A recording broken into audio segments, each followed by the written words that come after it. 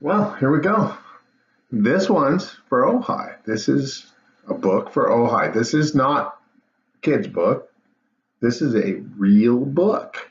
This is a book called Lost on a Mountain in Maine. This is a actual factual story about a boy that was lost on a mountain in Maine, and your step cousins, Danny and Thea, Betsy's two daughters, actually met the man that this book is about.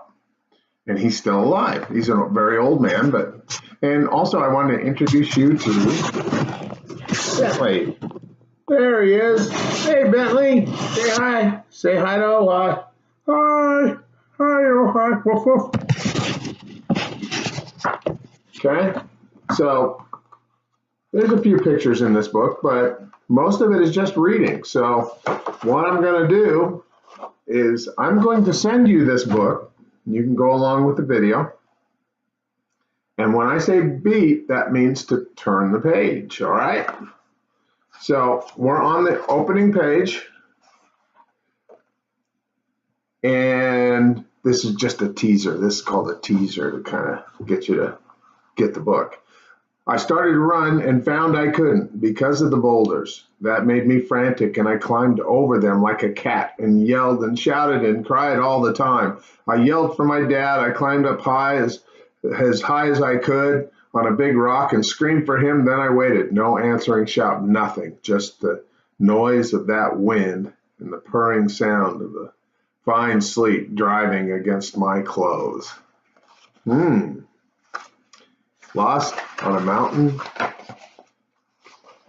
in Maine. That's the boy that got lost. That's how old he was when that happened. Don Fendler is his name, as told to Joseph B. Egan. He's the man that wrote the book. And this book is dedicated to the people I have met and the friends I have made during my years in Maine. Don Fendler. Okay, I think we got a map here. Yes, I think we do.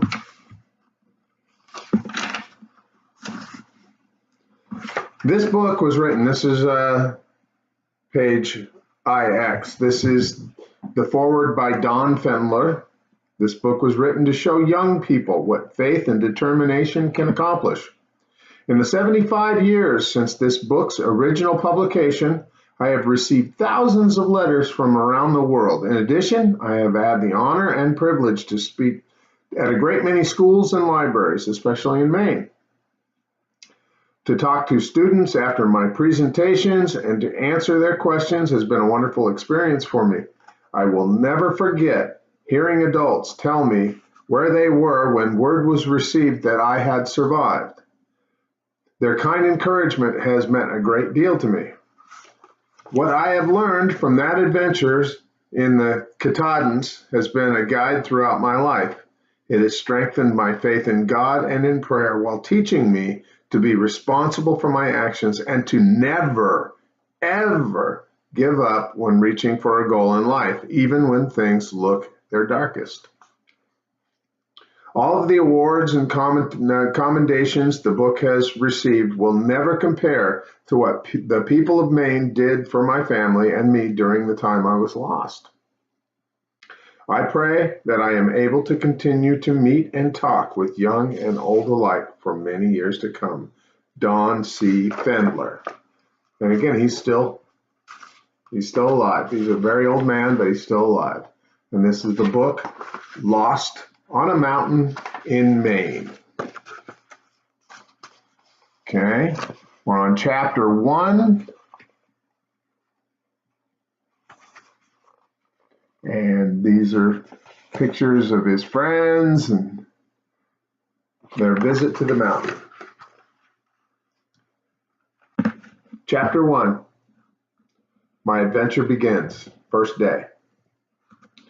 The top of Katahdin was just ahead. We could see it through a break in the cold, misty clouds that whirled about us. Henry wanted to race for it, but I shook my head. Those last 100 yards were heavy ones, and in spite of the stiff rocky climb, I was cold and shivery. Just as we reached the summit, the mist closed in around us and shut off our view of the mountain below. I was disappointed. Who wouldn't be after such a climb? We waited shivery in the icy blast that swept around us for another break in the clouds. Dimly, just like a ghost, I saw a man standing over to the right on a spur leading to what was called Knife Edge. He saw us too and waved to us, then started towards us.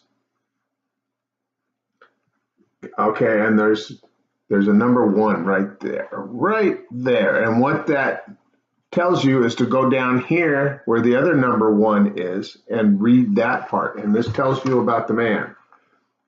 The man the boys saw was the Reverend Charles Austin, Church of All Nations, New York City. The knife edge along the sides of which dangerously sheer drops of 1,500 feet are not uncommon. Is a curving granite wall connecting Baxter Peak with Pamola. Okay, so Henry is the son of a guide, and he seemed pleased. Let's wait until he comes over, he said. Then we can start back together. That's the best thing to do. But I was cold and shivery. I never was good at standing cold anyway. Nights when Ryan and Tom slept with only a sheet over them, Dad always came in with a blanket for me. I thought of that, of Dad somewhere back in the trail behind us. And there's a number 2 there. Let me see. There's a number 2 right there. And what that number 2 tells us to do is to go down here and see where number 2 says. Don's party, including his father, his 2 brothers, Tom and Ryan, Henry Condon, and Fred Eaton, left the Katahdin Stream campsite on the Millinocket Greenville Tote Road about 1 o'clock in the afternoon of Monday, July 17th, to make the Hunt Trail climb. See map. I'll show you the map. Okay, now let's get out of here now, I said. Remember that my teeth were chattering as I said it, but Henry shook his head. He wanted to wait for the man. I think Henry was just a little bit nervous, and who wouldn't be, with all that big cloud-covering mountain below us and the clouds rolling like smoke around us.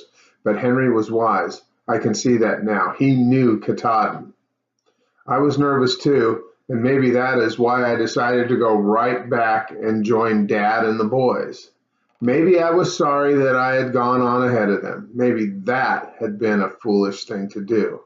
Such thoughts ran through a fellow's head at a time like that. Anyway, they ran through mine and made me more and more anxious to get back to the folks below. I had on a sweatshirt under my fleece-lined jacket when I made up my mind to start back. I peeled off the jacket and I gave the sweatshirt to Henry. That'll keep you warm while you're waiting, I said. But I'm going back right now. I'll tell Dad you and the man are coming down soon.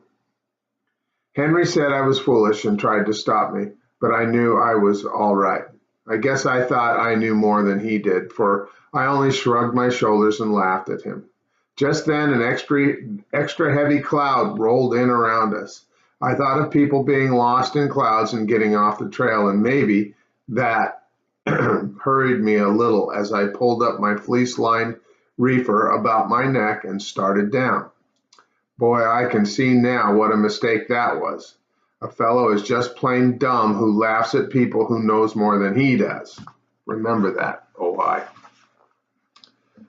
The clouds were like gray smoke and shut Henry from me before I had gone a dozen yards. The going was very rough. The trail wound in and around huge rocks. It hadn't seemed so awfully rough on the way up. I mean, the last 100 yards, but then you climbed slowly. While going down, you could make better time. I hadn't gone far before I noticed that the trail led me up to rocks that I had to climb over like a squirrel.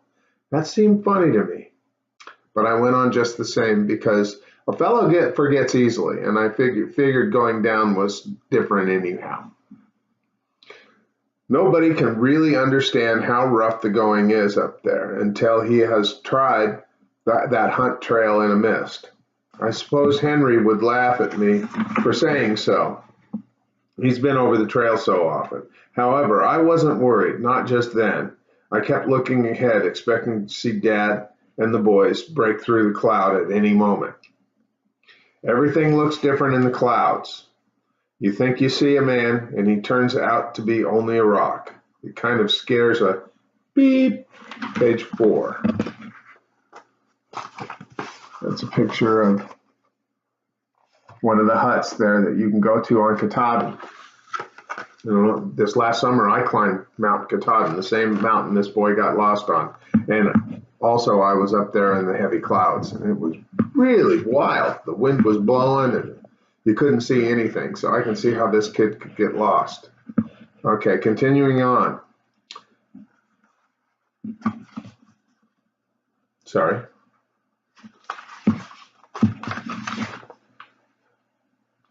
It kind of scares a fellow, especially when you're alone and awfully cold. When I had gone quite a distance over the rocks, far enough, I thought, to be down on the plateau, I stopped and looked around. I couldn't see anything that looked like a trail. I couldn't find a single spot of white paint. And what white paint is on trails, sometimes it's white paint, sometimes it's yellow paint, sometimes it's blue paint, sometimes it's red paint, but they're called blazes. And when you're walking on a trail and the trail is marked, you can follow the blazes. They'll put them on trees, they'll put them on rocks, and you follow those. And as long as you follow those, you stay on the trail. I thought I must be down on the plateau, but it could not be. But I could not be sure. There are plenty of huge rocks on the plateau, but the trail winds in and out of them. The going is fairly level, and the rocks don't bother as long as you are on the trail. But I was in the middle of the worst mess of rocks you can imagine. I began to worry a little. Boy, it's no fun getting off the trail when the cloud is so thick you can't see a dozen yards ahead. One thing helped me not to worry too much. I knew that if Dad and the boys were still on the way up, they must be nearing the place where I stood. At least they must be within hearing distance. I shouted several times. Not a sound answered me. My voice seemed hollow. I had a feeling it didn't go far through that heavy cloud. I waited, and then I shouted again and again. At last I just stood and listened for a long time. No answering shout, nothing but the noise of the wind among the rocks. Boy, I felt funny when I started on. I couldn't see far on any side of me, and I had a feeling, beep. I was right on the edge of a great cliff.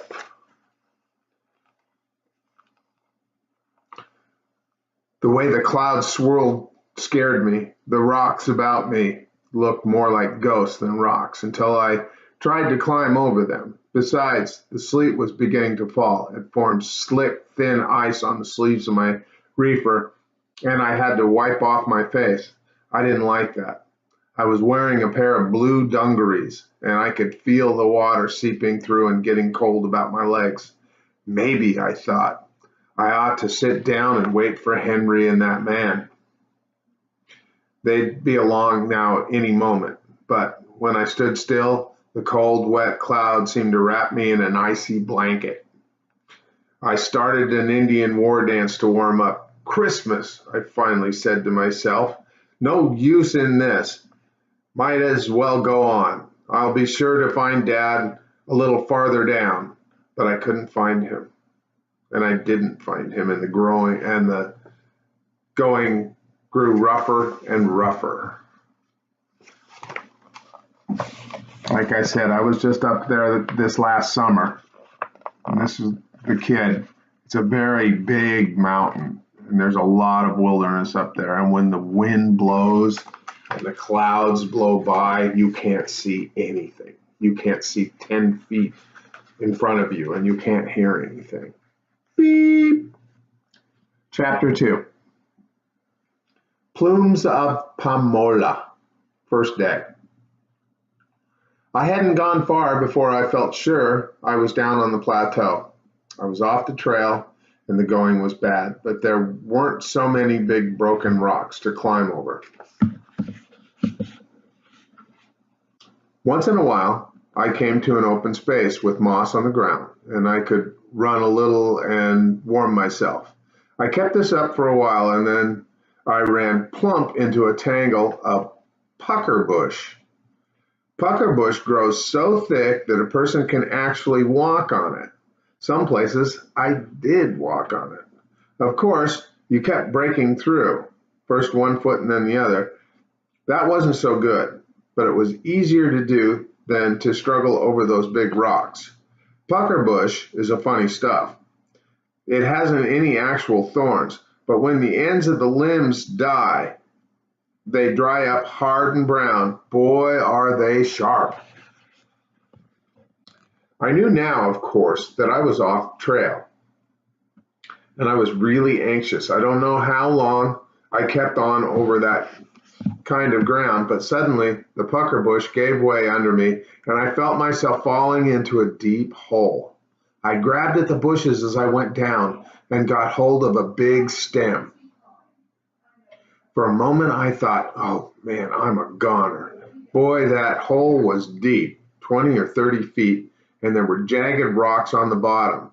I just hung onto that pucker bush, hoping that I would not tear out that it would not tear out by the roots. I prayed a little too, just hung on and prayed. I had a feeling that that bush wasn't going to break away, and it didn't. When I pulled myself up a little and found that the roots did not tear loose, I felt around and got a toehold in the rock and slowly worked my way upwards. It was some job, but I did it. At last I squirmed out onto the rock on my stomach. It felt good to be safe again. I was out of breath and more frightened than ever. I just lay there for a moment, wondering what I would do next. When I got my wind, I stood up, and I guess I must have lost my head for a while. I remember running back the way I had come, shouting like mad. I cried a little too. I didn't seem to mind anything. I tore through the pucker bush and jumped over rocks, falling and getting up and bumping into things. Nothing seemed to matter if I could only get out of there. When I was all out of breath, I sat down on a rock, and after crying for a while, I calmed down and began to think. No use running around like that when the cloud was so thick you couldn't see where you were going. The thing I had to do was to figure out a plan and stick to it. Beep. Page 10. I remembered some of the things I learned in scouting. First thing, I must keep my head. Then maybe if I looked close, I could find a trail. I got down on my hands and knees and scouted around. Not a thing. Not a turned over tuft of grass, not a broken weed, nor a bent twig, not a displaced stone. That's funny, I said out loud. Somebody must have come along here sometime. Maybe if I wait until the cloud parts again, I can get my bearings. But the cloud rolled in denser than ever, and more sleet fell. I was getting awfully cold and awfully wet. I listened. There was a queer whining noise in the air. Sometimes it sounded like heavy surf. I tried to figure out where it came from. It might have been wind blowing in rocky caves or wind in tree tops on the timberline below. That sound made me feel creepy. I thought of Pomola, the evil Indian spirit of the mountain, and the stories the guides told us about him. He lived on the mountaintop, right where I was standing, perhaps. Some guides called the clouds that stream across the top of the mountain the plumes of Pomola. He hated his own race, and once, according to a strange tale of a half-breed, he shook his white feathery plumes over a party of redskins, and they just disappeared. There they were one minute, shining in the sun, and the next they were gone, and nothing was left of them but clouds that dissolved into the air and disappeared. Strange that people should believe such yarns. But that's the kind of story that guides tell around their mountain campfires. Good stories too, corkers, but I caught the guides winking at each other as they spun them for our benefit. And now there I was, right on the spot maybe where those Indians had vanished. What if I could vanish too? What would mommy do, and where would dad look for me? Funny what pops up into a fellow's head when he's alone with the clouds and the mountain. Beep.